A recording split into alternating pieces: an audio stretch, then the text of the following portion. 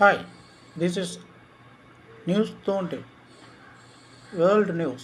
India accuses Pakistan of ceasefire violations after explosions near Srinagar airport, escalating tensions. The US, under President Trump, plans to boost trade with both nations despite the conflict. China's foreign minister attends BRICS meeting urging de-escalations. Srinagar விமானம் நிலையம் அருகே குண்டுவெடிப்புகளை தொடர்ந்து நிகழ்த்தும் பாகிஸ்தான் மீது India புரிந்துணர்வு ஒப்பந்தம் மீறல் குற்றச்சாட்டு. பதற்றம் அதிகரித்து வருகிறது.